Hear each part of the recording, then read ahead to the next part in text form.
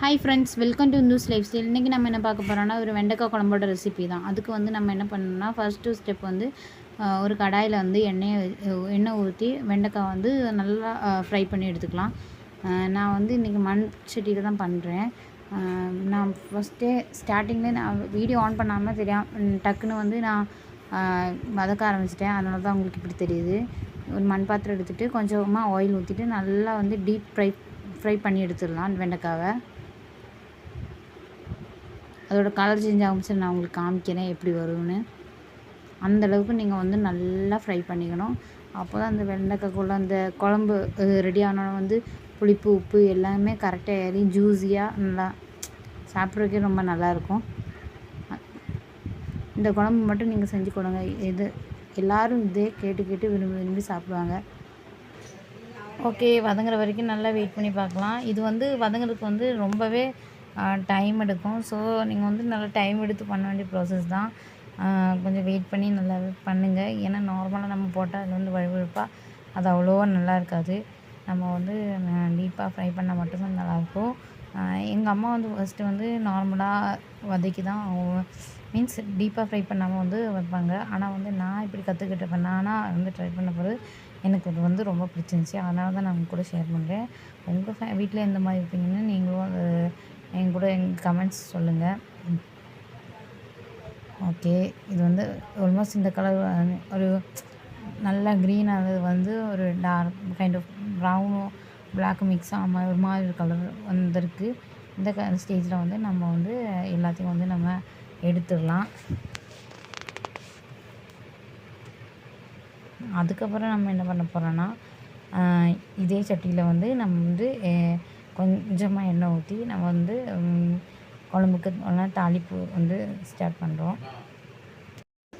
அதுக்கு ஃபஸ்ட்டு வந்து நம்ம வந்து கொஞ்சமாக எண்ணெய் ஊற்றிட்டு அதுக்கப்புறம் கடுகு வெந்தயம் போட்டுட்டு தாளிக்க வேண்டியதான். உங்கள்கிட்ட கருவேப்பிலை இருந்துச்சுன்னா அது கூட போடலாம். என்கிட்ட இப்போ அவைலபிளாக இல்லாததுனால நான் வந்து போடலை. இது ரெண்டும் நல்லா குக் ஆகி முடிஞ்சோடனே ஒரு 10 வெங்காயம் போல் நான் வந்து கட் பண்ணி வச்சுருக்கேன். அதை வந்து இதில் ஆட் பண்ணிக்க வேண்டியதான்.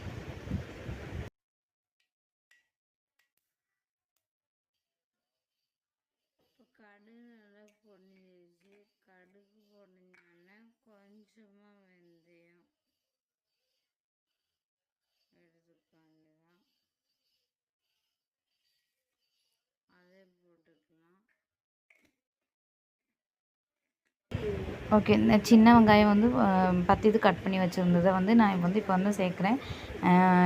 இது வந்து நல்லா கொக்காய் முடிஞ்சோடனே நம்ம வந்து ஒரு டொமேட்டோ வந்து நான் வந்து குட்டி குட்டியாக வந்து நறுக்கி வச்சுருக்கேன். அதையும் வந்து நம்ம வந்து இது ஆகி முடித்தோடனே, அதாவது கொஞ்சம் ஒரு கண்ணாடி பதம் வந்தோடனே நம்ம வந்து இதில் வந்து சேர்த்துக்கலாம். இப்போ வந்து ஆயிடுச்சு ஆல்மோஸ்ட்டு. இப்போ வந்து நம்ம சேர்த்துக்கிறோம்.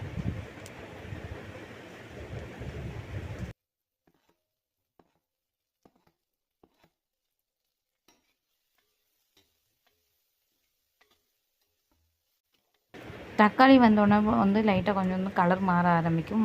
முடித்தோடனே நம்ம வந்து ஒரு 1/4 டீஸ்பூன் வந்து மஞ்சள் பொடி வந்து சேர்த்துக்கலாம். மஞ்சள் பொடி வந்து நல்லா குழையிறதுக்கு வந்து ஹெல்ப் பண்ணும். தக்காளி வந்து நல்லா குழையிற அளவுக்கு நல்லா வந்து நம்ம வந்து இதை வந்து வதக்கிக்கலாம்.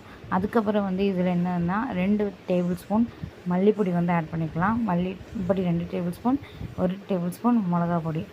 இன்கேஸ் உங்கள்கிட்ட வந்து குழம்பு மசாலாத்தூள் இருந்துச்சுன்னா நீங்கள் 3 டேபிள் ஸ்பூன் குழம்பு மசாலாத்தூள் மட்டுமே போட்டால் போதும்.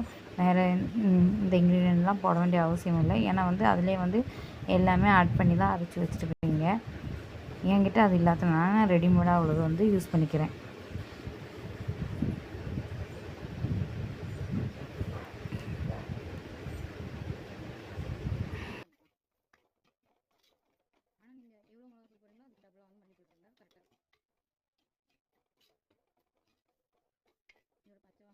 இனி பொடி வந்து நல்லா குக்கரை வரைக்கும் நல்லா வெயிட் பண்ணுங்கள். நல்லா அதை வந்து வதக்கிட்டு இருங்க. அடி பிடிக்காமல் இருக்க கண்டினியூஸாக கரண்டி விடாமல் வந்து நல்லா கிளறிட்டே இருங்க. அது நல்லா வெந்து முடிஞ்சோடனே இதில் வந்து நான் வந்து ஒரு நெல்லிக்காய் சைஸில் உள்ள புளியை வந்து கரைச்சி ஊற வச்சுருந்தேன். அந்த தண்ணியை வந்து இதில் வந்து ஆட் பண்ணிக்கலாம். ஆட் பண்ணி முடித்தோடனே அது வந்து ஒரு கொதி வரும். ஒரு கொதி வந்தோடனே வந்து நம்ம வந்து நம்ம ஆல்ரெடி வந்து பண்ணி வச்சுருந்த அதாவது வெண்டைக்காய் ஃப்ரை பண்ணி வச்சுருந்ததை வந்து இதில் ஆட் பண்ணிக்கலாம். ஆட் பண்ணிவிட்டு அதுலேயும் வந்து நல்லா கொதிக்கிற அளவுக்கு விட்டுருங்க. அது வந்து கொதித்த பிறகு நம்ம வந்து ஆல்ரெடி வந்து நான் வந்து தேங்காய் வந்து அரைச்சி வச்சுருந்தேன். அதுக்கு வந்து நான் சொல்கிறேன், ஒரு அரை மூடி தேங்காய், அதுக்கு வந்து 2 உள்ளி, 2 பூண்டு, கொஞ்சமாக ஜீரகம் போட்டு நல்லா பேஸ்ட் மாதிரி அரைச்சி வச்சுருந்தேன். அதை வந்து இந்த வெண்டைக்காய் வேகும்போது வந்து வெண்டைக்காய் வந்து ஒரு கொதி வந்தோடனே வந்து இதில் வந்து ஆட் பண்ணிக்கோங்க. அதுக்கப்புறம் வந்து நம்ம வந்து இதை வந்து நல்லா மூடி வச்சு ஸ்லோ ஃப்ளேமில் வச்சு வேக வச்சிடலாம். அது அந்த தேங்காயோட பச்சை வாசனை எல்லாமே போய் அதை வந்து இந்த புளி வந்து நல்லா வெண்டைக்காய்க்குள்ளே இறங்கி புளி உரப்பு எல்லாம் இறங்கி வந்து நல்லா குழம்பு வந்து தயாராகிரும். தேவையான அளவு வந்து நீங்கள் இதில் வந்து உப்பும் சேர்த்துக்கோங்க இந்த ஸ்டேஜில். இல்லைனா இந்த குக்காய் முடிச்சோன்னா கூட சேர்த்துக்கோங்க. லாஸ்ட்டு நீங்கள் வந்து மூடி வச்சு சிம் பண்ணி வச்சு வேக வச்சு எடுத்து பார்த்தா குழம்பு வந்து ரெடி ஆயிரும். இப்போ நான் ஒரு விஷயம் நான் சொல்லி ஆகணும். இப்போ தான் வந்து நான் 2-3 வீடியோஸ் கண்டினியூஸாக போட்டுட்டு இருக்கிறேன். அதில் கண்டிப்பாக எனக்கு தெரியும் நிறைய மிஸ்டேக்ஸ் இருக்குது. எனக்கு எப்படி சொல்கிறது, கரெக்டாக ஷூட்டிங்கில் மிஸ்டேக் இருக்குது, பேசுகிறதுல வந்து நிறையா மிஸ்டேக்ஸ் இருக்கும். பின்ன வந்து இந்த மிஸ்டேக்ஸ் எல்லாம் வந்து நீங்கள் வந்து இக்னோர் பண்ணிடுங்க. ஆனால் என் வீடியோ பாருங்கள், லைக் பண்ணுங்கள், ஷேர் பண்ணுங்கள், சப்ஸ்கிரைப் பண்ணுங்கள். ஃப்யூச்சரில் வர்ற வீடியோஸ்க்கு வந்து நான் கண்டிப்பாக வந்து என்னையை வந்து மாற்றிக்கிட்டு நான் வந்து கரெக்டான வேலை எல்லாமே பண்ண பார்க்குறேன்.